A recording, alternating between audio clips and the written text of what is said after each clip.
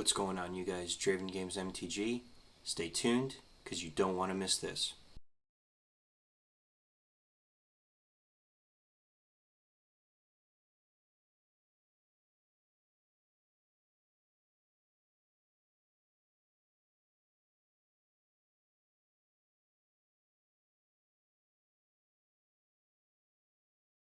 What's going on, you guys? Draven Games MTG, back with another video, and I'm really excited for this video, you guys, because I am going to talk about a tournament that I partook in this past day, September, it's now the 15th, but September 14th, Sunday, this past day, and it was a local in-store standard store championship. And I did it at a place called Tier 1 Games. Shout out to Tier 1 Games and the owners. You guys are amazing. Thank you so much for hosting this tournament. It was really fun. So guys, let me break it down for you. So we got to the tournament. Tournament fee wasn't bad at all. $20 tournament fee, and so I decided to I've prepped weeks for this tournament, and I'm going to reveal to you guys in this video about basically what I played and how I went about everything, and I'll go through each round with you, and share with you how I did. So alright guys, so with that being said, here I'm going to show you, this is the deck box that I have with the deck inside. And I'm going to now reveal to you basically what I played, and that's none other than Esper Pixie. Okay? And I'm going to show you guys some of the cards in the deck. I don't think I have to go through everything, but with that being said, so I have right here, you guys, I have the sideboard and the main board. So here you go, you guys. Here's the sideboard. So it starts with Duress, and it's a 15 card sideboard. As you know, 15 cards are allowed. For people who don't know, if you're new to the game, you have a 60 card main board and a 15 card sideboard. Okay, and you get to switch in between games in a round. You get to switch between add cards and switch things out between your main board and sideboard. So and I will go through with you guys some of the cards, some of the decks that I played and some of the cards that I used to combat the decks that I was playing against. So with that being said, I just want you guys to know that this was a 12 person in-store championship tournament, and I took 4th place. So I went 2-2, and there were a lot of 2-2s, I was told, in the tournament, but the cut was the top 4. I made 4th place out of all 12, and that is my so guys, as you know, I've made top 8 in RCQs before. I've made 2 top 8s. This is my first top 4 in a smaller tournament, which the the in-store tournament for this format being standard is I would consider it more of a smaller tournament, but this was my first top 4, and I'm very happy to share this with you guys. So with that being said, let's go through some of the cards that I used. So guys, as you know, this is Duress. If you guys don't know what Duress does, basically, your opponent has to reveal their hand. You choose a non-creature, non-land card, discard it. Some of the heavy hitters. So basically, I'm going to break it down with you, basically how what I played and how I went about everything. So guys, most of the rounds that I played was against mono red aggro, and I'm sure you guys are familiar, with the Nova creature and how good that is to Screaming Nemesis, and a lot of other creatures within that deck. One heavy hitter, and that's really good against that deck. Turn one is, I'll share this with you guys if you can't see that clear. This is Authority of the Consuls. So for all you guys that don't know what that does, is creatures your opponent's control enter the battlefield tapped. Whenever a creature enters the battlefield under an opponent's control, you gain 1 life. So that is very vital to turn one. As you guys know, as I said in the last video, counter spells in MTG are pretty much null and void. They don't hit like they used to at least standard format. So, turn one Authority of the Consuls, really great choice, and it holds up your opponents again, especially against the haste creatures, because when your opponent is slamming down 2 or 3 creatures that have haste and they're swinging in for a lot of damage. Okay, so that's one card that did very well. Okay, another one I have is, guys, and this is a creature and a board wipe. One of my favorite board wipes / creatures in the game, Scavenger Regent. I got this, I bought this online, you guys. This is a really good sideboard option. And for all you guys that don't know what it does, it has Exude Toxin, which is a sorcery Amin. Each non-dragon creature gets -X until end of turn. If you hardcast it, it's flying with ward, discard a card. So that's a really good one. I did not play any graveyard decks, but here's a really good hitter as well, you guys. Crystal Barricade, because this gives you hexproof. Okay, so this is good against anything. Now, I did not go up against any mill decks, but this is good against mono red that has any kind of burn in it. Okay, Crystal Barricade, really good card. So I did get to play this card a little bit. So that is the,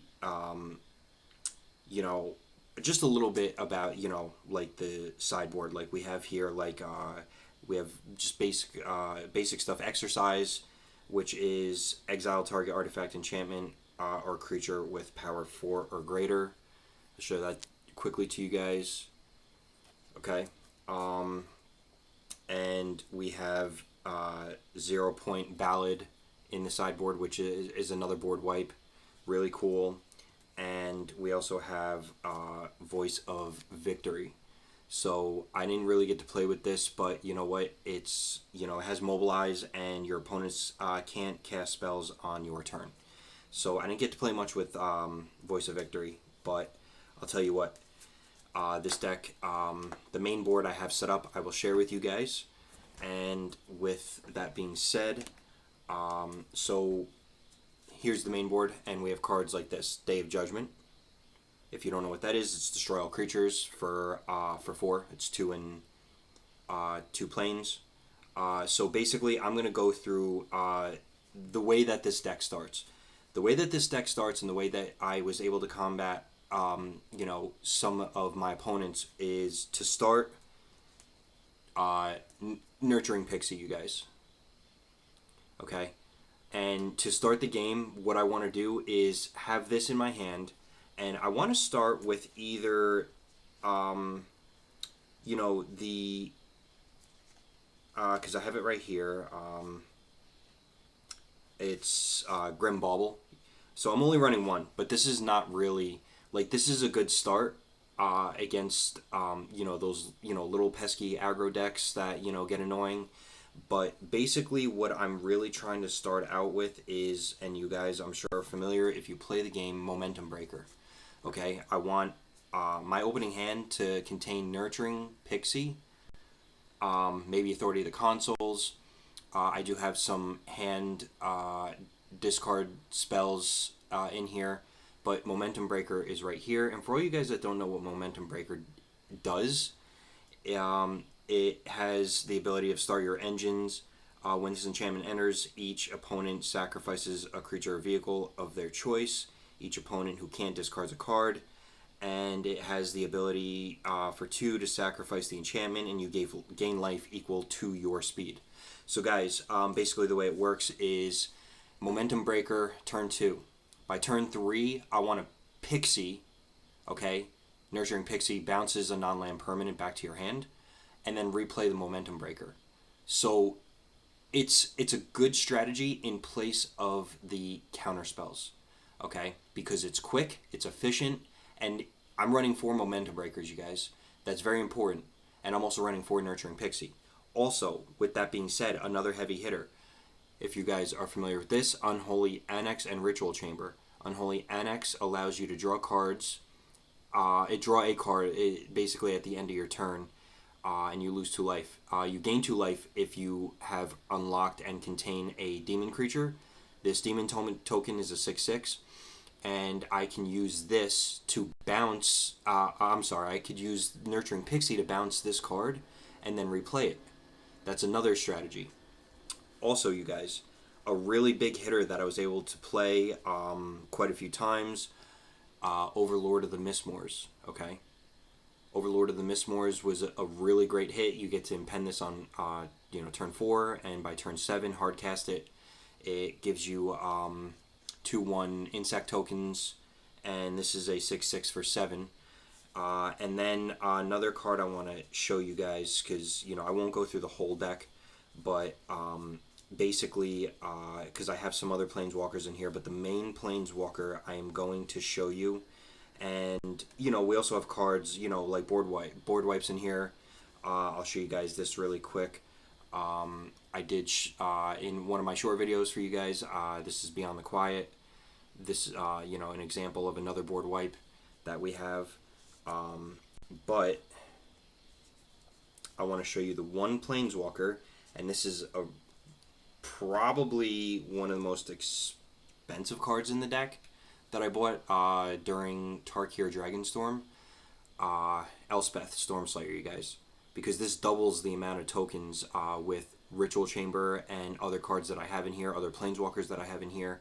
This card is one of the heaviest hitters, and it is a really, not only is it a board stabilizer, but this card can obliterate.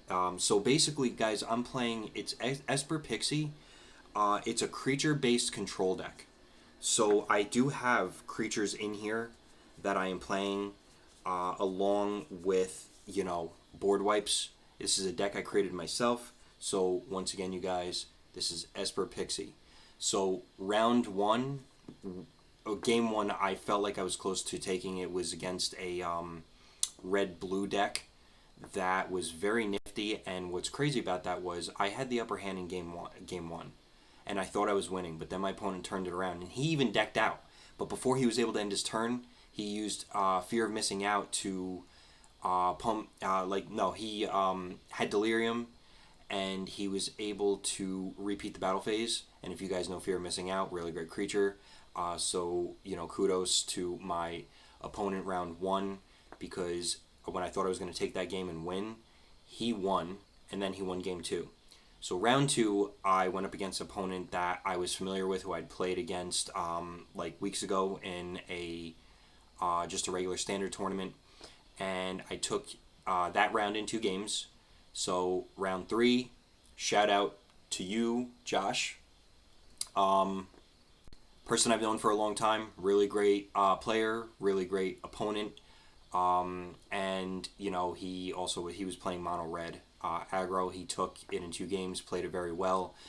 The reason we slipped on that, you guys, was because of the it was hand advantage.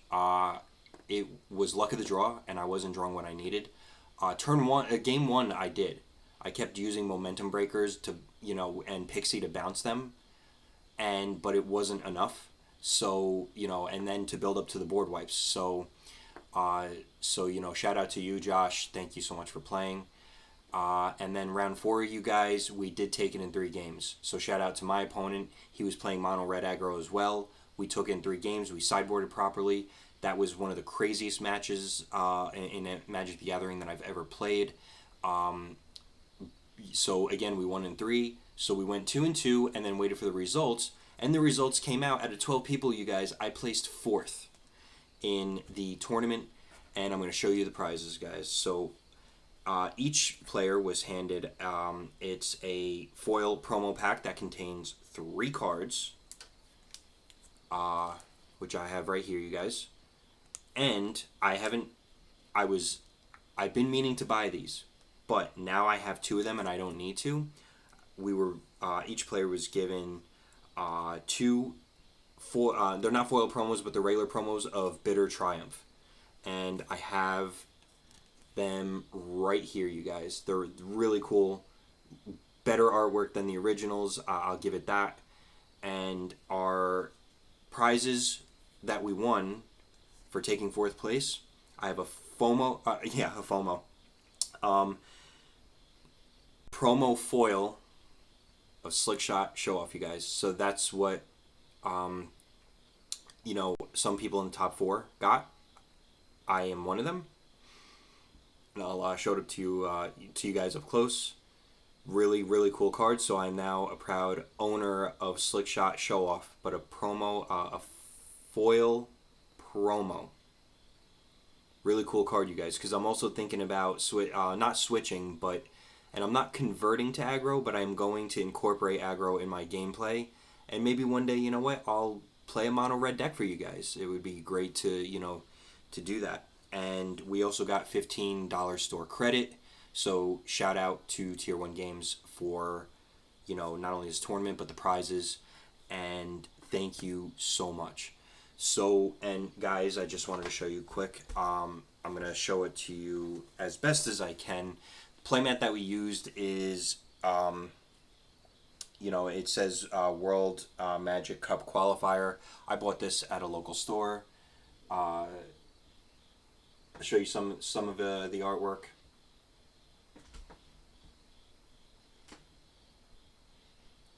This is the playmat that I used for the tournament. Really, really great mat to use. It's made of great material. If you guys are looking for a playmat, you can check out different websites online. They have them, some for cheap, some are expensive. Depends where you go, where you buy it from. But there are good sellers out there that will buy you a playmat like that. And some sellers, put it in a good heavy duty like a bag. And I've had one seller put it in a really good it's like a pull string plastic bag, made a good material. So with that being said, you guys, this is the Magic the Gathering. It's in-store standard store championship. We took fourth place. Very happy about that. So thank you guys for tuning in, and like I said, I'll see you guys in the next video. Hey guys, Dre here. If you enjoyed this video, then check out all my other videos exclusively here on Draven Games MTG. And as always, like I say, be sure to like, comment, subscribe, and slam those bell notifications for more. And like I always tell you guys, I will see you in the next video. See ya.